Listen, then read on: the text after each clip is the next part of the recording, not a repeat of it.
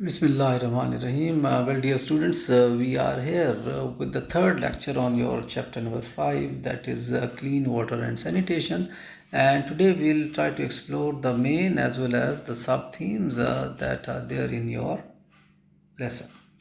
So, I have written here the main theme of the text, that is actually by going through it, we need to ensure universal access to clean water and sanitation. That means anybody who is living in this earth, he or she has the basic right to have clean water for drinking, for bathing, for washing clothes, and etc.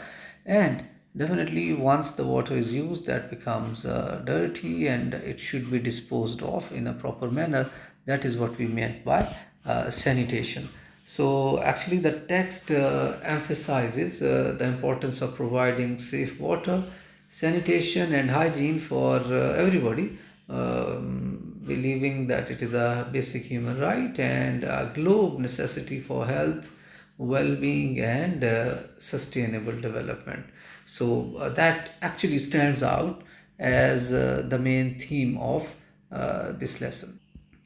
Okay, now, dear students, let us start with the sub themes that are present in this lesson. And the very first is the importance of clean water and sanitation.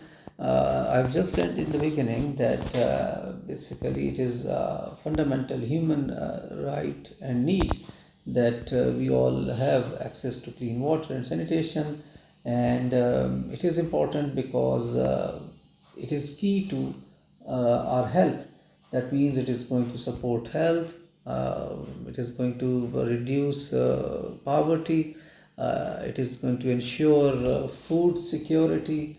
In fact, in so many cases, it is going to ensure peace around the globe, the availability of human rights to everybody, and not only that, it is going to have a very safe ecosystem, and definitely it is very good for every sector, including education, socio-economic development, so all that. So it is not just a matter of health as we normally see. It actually pertains to, there are so many sectors which are going to be affected by the clean water and sanitation. Well, the second sub theme can be global progress and gaps. I think in your lesson it is said that it is important that in these two aspects, that means the provision of clean water and sanitation, that should be available to everybody, all human beings, no matter where they are living in this earth. So all should have that. And it is said that from 2015 to 2022, actually we have made some progress in this regard, because in 2015, there was 69% of population of the world which has access to safely managed drinking water, which has increased to 73% in 2022. So we need to be persistent. Gaps with billions, there are actually billions which are still lacking access to clean water, sanitation, and hygiene. So although we see that the gap has been bridged, but there is still more to be done, because there are certain regions even today which do not have this access, and the gap or the gulf is still very much there.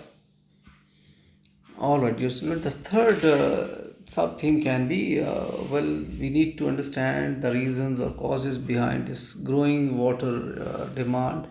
Basically, the world population is increasing at a very rapid pace, and urbanization is taking place unprecedentedly.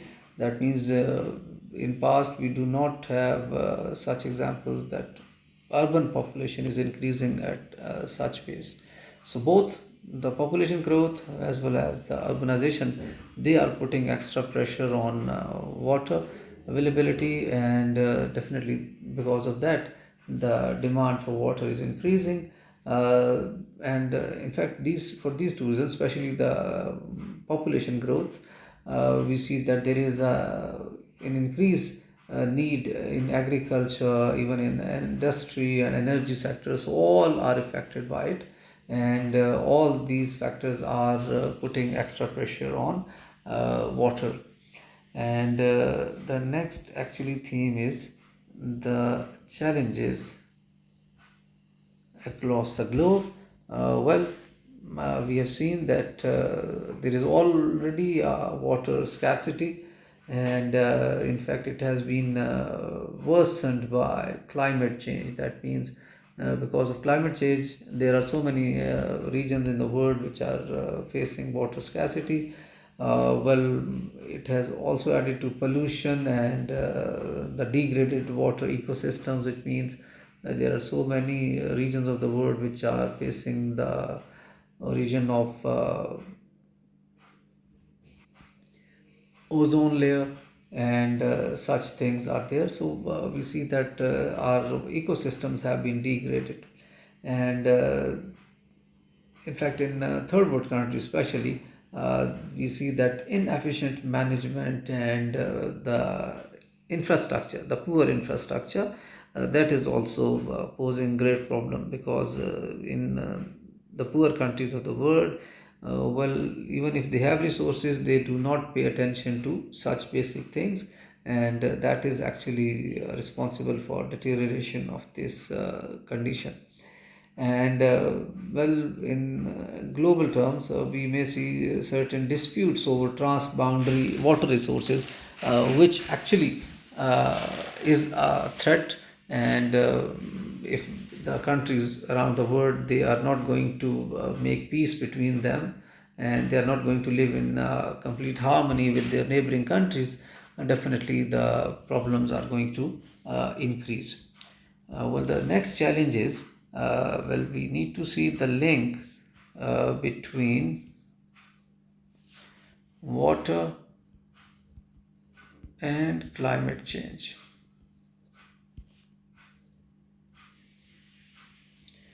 We see that unpredictable availability of water due to droughts and changing rainfall patterns is there. It is because that we are actually destroying our environment, and obviously the climate, because of the climate change, we sometimes have very less water, and on other occasions we may face floods. So all this is because of this water.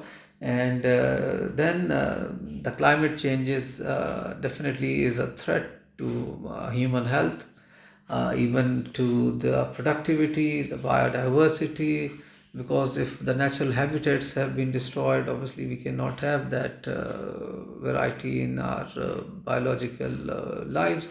And uh, sensing or experiencing all these factors, obviously we can never think of sustainable development. And if we have seen that, we need to find out what are the strategies for improvement in the situation. I believe we need to invest more on our infrastructure, and if we have deteriorate or destroyed the ecosystem, we need to restore them. Secondly, we need to educate our youth and students, as well as our females or women section, that hygiene is very very important, and the water use efficiency should also be improved. uh, Next thing is that we need to use these strategies cross sectoral coordination. That means all sectors need to be engaged in this regard, and we need to show that if we are going to implement all these, what benefits we are going to have. So evidence based action should be taken. And I've already told you that inclusion of all sections of society, including women, youth, and the local communities, they should be part of local governance so that the situation can be improved. Well, the last of the themes that we are going to discuss is the role of civil society and public engagement. Well, actually, for that, we need to hold our governments responsible or accountable for that. And we need to support research and innovation. There should be awareness campaigns. And in fact, we are celebrating the World Water Day around the globe, and definitely it has created a little bit of awareness. So, all these things should be kept in mind, and that with that, actually, we have come to the end of our today's session. I've tried to give you an insight into the main and sub themes, so that while you are going through the text, you should look for these things, and you will be able to understand the main content of your lesson number 3. With that, dear students, I'm going to conclude, and thank you very much for listening to me.